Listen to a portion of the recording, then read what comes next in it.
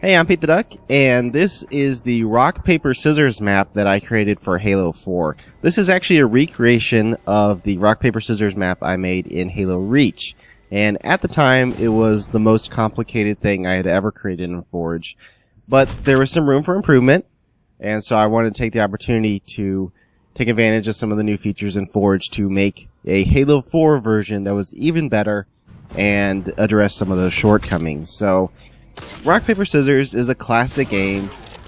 I'm sure you're familiar with it. And I wanted to bring that simplicity into Halo 4 just for fun and enjoyment.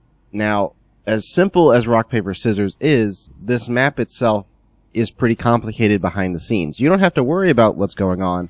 But what I've built here is a mechanism that determines what you and your opponent selected and relocates you to a platform that corresponds to those two choices. And on that platform, you'll see the outcome. You'll see what you picked. You see what your opponent picked.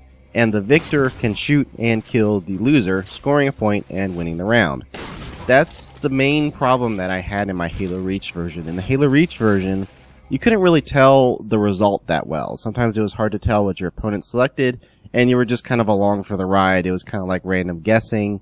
You either won or you didn't. So I really wanted to emphasize the choices that both players made and give that input to the player to actually be able to make that final kill shot and score the point for the win. So those are the big modifications that I made here in the Halo 4 version. But other than that, it's good, clean fun. You get to try and outsmart your opponent. It's surprisingly involved if you let it be. If you really get into it, it can be a lot of fun. It supports up to 16 players, but I wouldn't really recommend that. It's best when it's played just you and an opponent. If you have 16 players, the players that are playing, since only 2 players can play at any given time, that's going to be random. So I'd really recommend just one opponent.